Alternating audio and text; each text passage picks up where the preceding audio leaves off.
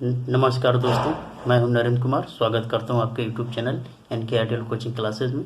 आज हम बहुत ही इंपॉर्टेंट टॉपिक पढ़ेंगे, महत्तम समापवर्तक। ठीक है, आज चलिए देखते हैं परिभाषा क्या होती है। कह रहे कि दो या दो से अधिक संख्याओं का महत्तम समापवर्तक वह सबसे बड़ी संख्या होती है जो दी गई सभी संख्याओं को पूर्ण रूप से विभाजित कर देती। मासा का जो परिभाषा है कि जब दो या दो से अधिक संख्याएं दी गई हों तो उनका जब गुणनखंड करेंगे तो जो सबसे बड़ी संख्या होगी वही हमारी क्या होगी, मासा होगी। वह जो मासा होगी दी गई संख्याओं को पूर्ण रूप से क्या करेगी, विभाजित कर देगी। ठीक है, मासा ज्ञात करने की दो विधियां हैं। परिभाषा हमें याद रखना है, परिभाषा से ही क्वेश्चन लगेंगे। ठीक है, जो शब्दों पर आधारित प्रश्न है वो परिभाषा से ही पता चलेगा कि म स है कि ल स है। ठीक है, तो परिभाषा याद होना चाहिए। तो म स जो है ज्ञात करने की दो विधियां हैं। पहली विधि है अभाज्य गुणनखंड विधि द्वारा और दूसरी है भाग विधि से। दोनों नाम से स्पष्ट है। अभाज्य गुणनखंड में हम पहले क्या करेंगे, अभाज्य गुणनखंड करेंगे और भाग विधि द्वारा हम भाग विधि से करेंगे। तो पहला जो है अभाज्य गुणनखंड विधि। ठीक है, तो इसको हम एग्जाम्पल से समझते हैं किस तरीके से करना है। दिया है कि 144 व 198 का अभाज्य गुणनखंड विधि से म स ज्ञात करना है। दिया है कि अभाज्य गुणनखंड विधि यानी अभाज्य गुणनखंड। तो इसका पहले हम गुणनखंड करेंगे दोनों का अलग अलग।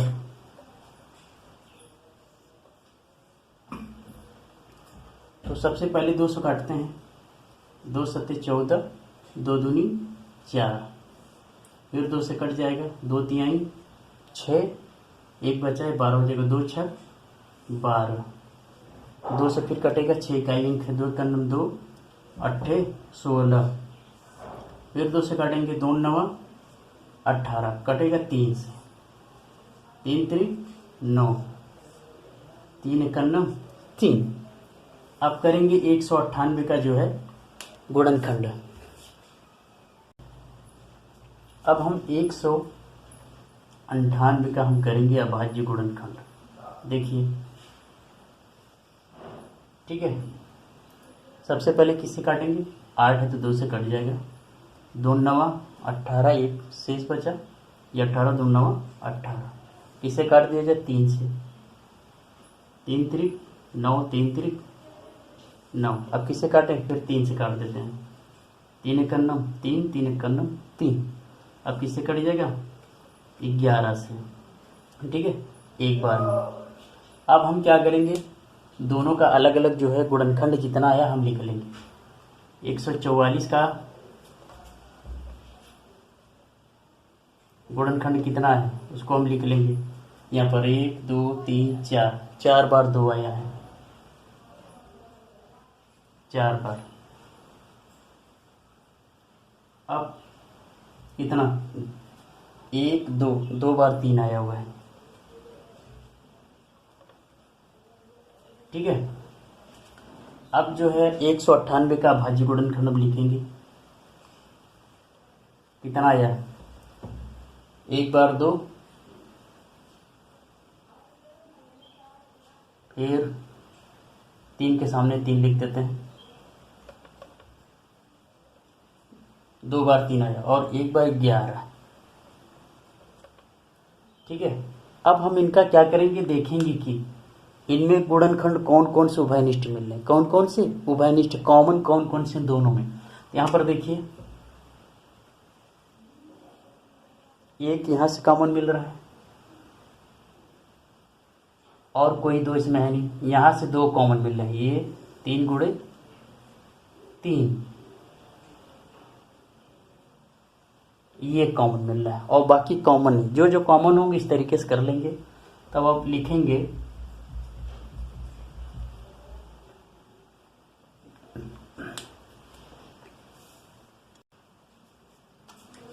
लिखेंगे 144 व 198 का म स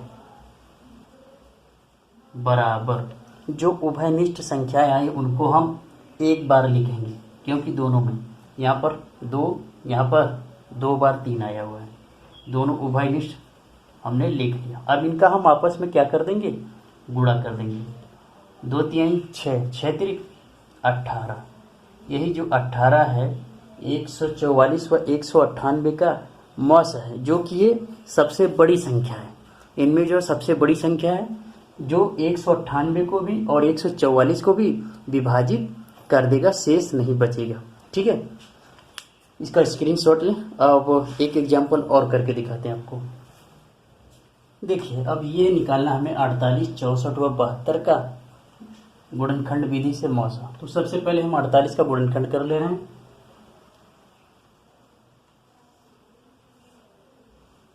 इकाई अंक सम है, 2 दूनी 4, 2 चौक 8, फिर 2 से कट जाएगा, 2 एक कन्नम 2, 2 दूनी 4, फिर 2 सम है, 2 से कट जाएगा 2 छक 12, फिर 2 से कट जाएगा 2 तिहाई 6, अब 3 से कटेगा 3 एक कन्नम 3। अब हम कर लेते हैं 64 का, 64 का कर लें। 2 से काटते हैं, 2 तिहाई 6, 2 दूनी 4, सम संख्या 2 से ही कटेगा, 2 कन्नम 2, 2 छक 12, 2 अट्ठे 16, 2 चौक 8, 2 दूनी 4, 2 कन्नम 2। ठीक है, ऐसा करते हैं कि आपको समझ में आ रहा होगा। अब हम करते हैं इस 72 का अभाज्य गुणनखंड। चलिए देखिए, 2 इकाई अंक है तो 2 से काटते हैं, यहाँ पर सम संख्या है 2, 2 तिहाई 6, 1 बच रहा है, ये 12 जगह 2 छक 12, फिर 2 से कट जाएगा सम संख्या, 2 कन्नम 2, 2 अट्ठे 16, फिर 2 से कट जाएगा सम संख्या है 2 नवा 18। अब ये 3 से कटेगा, 3 तिरिक 9, 3 कन्नम 3। अब सबका जो गुणनखंड हम लिख लेते हैं। 48 का कितना आया है वो हम गुणनखंड लिख लें। कितना है, 1 2 3 4, 4 बार 2 है और 1 बार 3 है। ठीक है, अब हम लिखते हैं 64 का। कितना, 1 2 3 4 5 6 बार 2 आए, 1 2 3 4 5 और ये 6। अब बचा 72, 72 का 1 2 3, 3 बार 2 आया है। अब ये 2 बार 3 आया हुआ है। अब जहाँ जहाँ पर कॉमन है, यानी कि 48 64 72 में जो जो कॉमन है उनको हम एक साथ कर लेते हैं। यहाँ पर देखिए कितने कॉमन हैं, ये वाले कॉमन हैं, ये भी कॉमन बन रहे हैं, ये भी देखिए कॉमन बन रहे हैं। ठीक है, अब इन दोनों में कॉमन है लेकिन इसमें है नहीं, इसलिए माना नहीं जाएगा। ठीक है, तीनों में कॉमन होना चाहिए, जितने भी हों सब में कॉमन होने चाहिए। अब देखिए ये 3 यहाँ पर है और इसमें 3 है ही नहीं, तो इसलिए इसमें भी जो है 3 इसमें है और इस 64 वाले के गुणनखंड में 3 है नहीं, इसलिए यहाँ पर जो है 3 कॉमन नहीं है, क्योंकि तीनों में नहीं है। और देखिए ये 2 1 2 यहाँ 2 में तो कॉमन है लेकिन यहाँ पर कॉमन नहीं है। ठीक है, और ये 3 इसमें है ही नहीं 3, तो इसलिए कॉमन नहीं है। बात समझ में आ रही होगी। ठीक है, अब हम लिखेंगे 48 64 व 72 का म स बराबर, जो जो कॉमन है उनको हम लिख लें। 2 कॉमन है तीनों में, एक बार लिख लेंगे क्योंकि कॉमन है। यहाँ से भी 2 और यहाँ से भी 2, कितना हो जाएगा, 2 दूनी 4, 4 दूनी 8। यही 8 जो है बड़ी से बड़ी महत्तम समापवर्तक है, जो इस 48 64 और 72 को काट देगी, जो है शेष नहीं बचेगा। ठीक है, यही 8 बड़ी से बड़ी महत्तम समापवर्तक है। परिभाषा से देखो, 2 या 2 से अधिक, 1 2 3 3 है तो 2 से अधिक संख्याओं का मस है, यह 8 वह सबसे बड़ी संख्या है। 8 जो क्या सबसे बड़ी, इससे बड़ी कोई नहीं होगी। ठीक है, बड़ी संख्या होती है जो दी गई संख्याओं को पूर्ण रूप से काट देगी। अगर इससे बड़ी संख्या लेंगे तो कोई न कोई एक कटेगा ही नहीं, ठीक है। यह बड़ी से बड़ी संख्या है जो 72, 64 और 48 को पूरी तरीके से काट देगा, ठीक है। अब हम पढ़ेंगे जो है भाग विधि से। अगला जो है भाग विधि से हम महत्तम समापवर्तक निकालते हैं, ठीक है। समझ में आ रहा है कि भाग देकर निकालना है मौसम। तो संख्या 513 व 1134 का भाग विधि से मौसम निकालना। और ध्यान से देखिए कैसे निकाला जाता है। सबसे छोटी संख्या में सबसे बड़ी संख्या से भाग दी जाती है, सबको पता है। तो करेंगे 513 से 11 से 34 में भाग करेंगे। कितनी बार में जाएगा? लगभग 2 बार में। 3 बार में करेंगे तो 15 हो जाएगा। 2 बार में 5 दूनी 10, ठीक है। तो 2 बार में करेंगे तो 5, चलिए करके देख लेते हैं। 3 दूनी 6, 2 5 दूनी 10, 1026, ठीक है। अब इनको घटा दें। 4 से 6 घटेगा नहीं तो 14 हो जाएगा। एक हासिल इससे लेंगे 3 से, 14 में से 6 जाएगा तो 8 बचेगा। और यहाँ पर 2 में से 2 जाएगा 0 और 1 उतर जाएगा, ठीक है। अब इसको हम क्या बनाएंगे? भाजक बनाएंगे। जो शेषफल बना है अब ये बनेगा भाजक, ठीक है। और ये भाज्य बनेगा, ठीक है। चलिए कितनी बार करें? 4 बार में, ठीक है।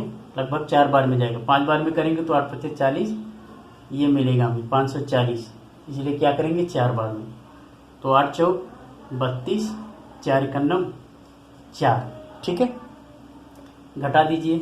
3 से 2 गया 1, 1 में से 3 जाएगा नहीं तो क्या करेंगे? 5 से शेष लेंगे तो 11 बनेगा। 11 में से 3 जाएगा 8, 8 2 10 1 11। अब ये शेषफल जो बनेगा हमारा भाजक, और ये पुराना भाजक बनेगा भाज्य, ठीक है। इस तरीके से कितनी बार में? 1 बार में जाएगा। घटा दीजिए। 8 में से 1 जाएगा 7 और 10 में से 8 जाएगा 2। अब इस शेषफल को हम बनाएंगे भाजक और इसको भाज्य बनाएंगे। कितनी बार में भाग जाएगा? 2 3 6, 2 7, 3 बार में करके देख लीजिए। 27 गुणे 3, 7 3 21, 3 दूनी 6 1 7, 7 3 21, 3 दूनी 6 2 8, सॉरी 3 बार में 27 3 81 होता है, ठीक है। शेषफल 0 आ गया, ठीक है। शेषफल आ गया 0। अब यही पर जो है ये जो है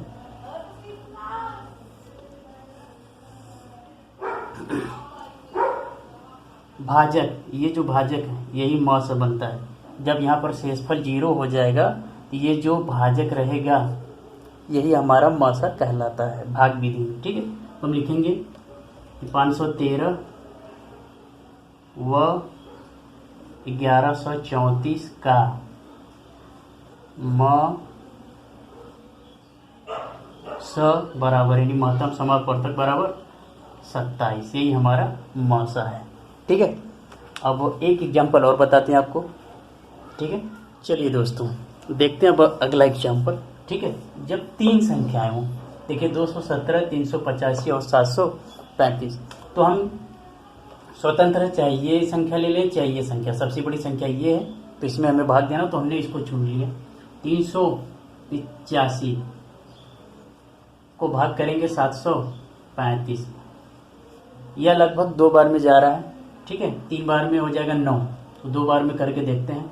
5 दूनी 10, 8 दूनी 16 1 17, 3 दूनी 6 1 7, ये तो ज़्यादा हो गया, इसलिए कितनी बार ले जाएंगे? 1 बार ले जाएंगे। 1 बार कितना हुआ? 385, घटाएंगे 0, यहाँ से 3 में से 8 जाएगा नहीं, 13 हो जाएगा। 13 में से 8 जाएगा 8 5 13, यहाँ पर 7 है, 7 में 1 हासिल दिया तो यहाँ 6 हुआ। 6 में से 3 जाएगा 3, ठीक है। अब इस शेषफल को जो है हम बनाएंगे भाजक और इसको जो है बनाएंगे भाज्य।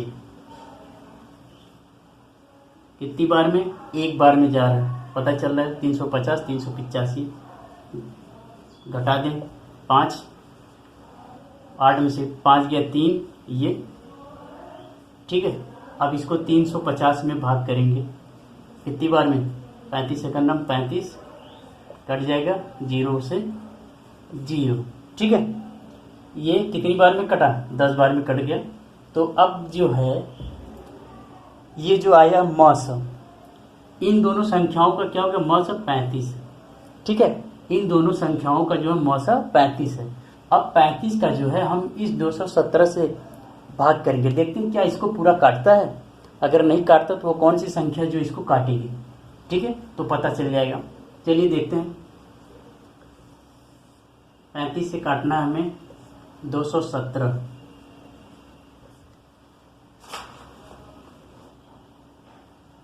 6 त्रिक 18, 6 त्रिक 18 यहाँ 21 है, 6 बार में जाना चाहिए। चलिए करके देखते हैं। 6 पंजे 30, 3 बचा है, ठीक है। 6 त्रिक 18, 2 20, 1 21, बिल्कुल सही। क्या किया हमने, 3 6 18 देख लिया, 3 7 21, तो 7 बार में ज़्यादा हो जाता है इसलिए 6 बार किया, तो 210 आया, घटाएंगे कितना हुआ 7, ठीक है। अब 7 से क्या करेंगे, 35 में जो है भाग करेंगे, 7 पचे 35, यानी कि संख्या जो है, संख्या 217, 385 और 735 का